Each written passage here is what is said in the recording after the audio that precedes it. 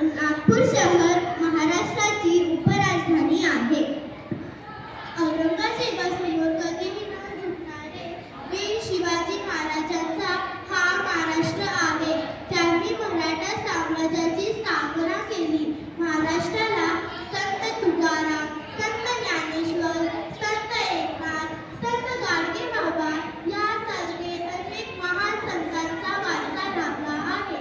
त्यामुळे या राज्यास संतांची भूमी असेही म्हटले जाते. चला तर मग आपण या राज्याची सैर करूया. महाराष्ट्रात एकूण 36 जिल्हे आहेत. राज्यात 6 महसूल विभाग आहेत. मुंबई, पुणे, नाशिक, औरंगाबाद, अमरावती आणि नागपूर. महाराष्ट्राच्या सीमेलगत छत्तीसगड, गोवा, कर्नाटक व आंध्र प्रदेश, गुजरात व मध्य प्रदेश ही राज्ये आहेत. तसेच महाराष्ट्राला 720 किलोमीटर अरबी समुद्राचा समुद्र किनारा लाभला आहे. मराठी ही राज्याची प्रादेशिक भाषा आहे. इतरही 38 भाषा महाराष्ट्रात बोलल्या जातात. जीवनाला अध्यात्म व भक्तिभावाचा स्पर्श देण्यासाठी महाराष्ट्रात सर्वांचे सण उत्सव मोठ्या थाटामाटात व उत्साहाने साजरे केले जातात. मकर संक्रांती, होळी, गुढीपाडवा, नारळी पौर्णिमा, गणेश चतुर्थी, दिवाळी हे सण महाराष्ट्रात मोठ्या प्रमाणात साजरे केले जातात. त्याला सांस्कृतिक वारसा लाभला आहे. महाराष्ट्रात लोक विविध प्रकारचे कपडे घालतात.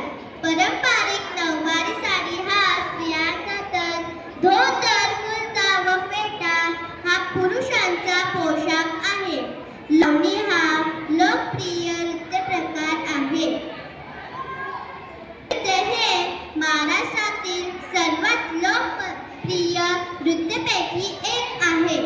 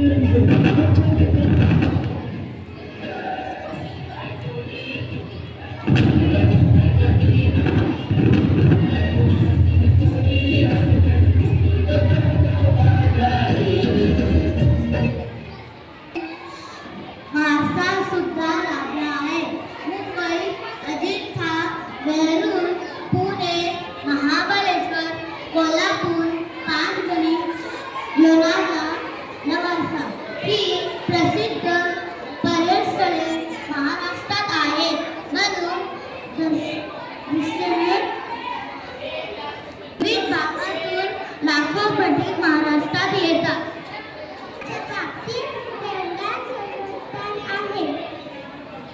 पुणे या शहराला नाट्याचे माहेरघर म्हटले जातात. महाराष्ट्रातील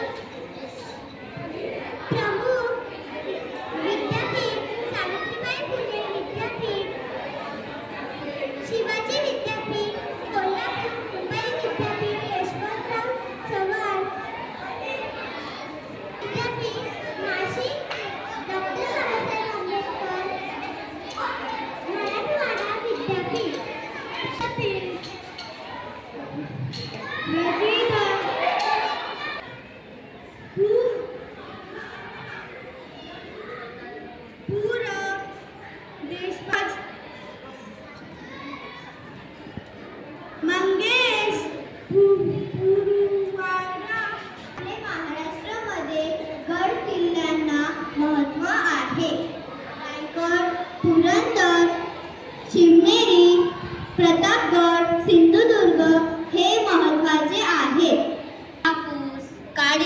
माती कापूस लागवडीसाठी अतिशय चांगला आहे.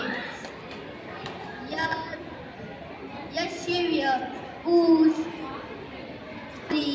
भात, हरभरे, तंबाखू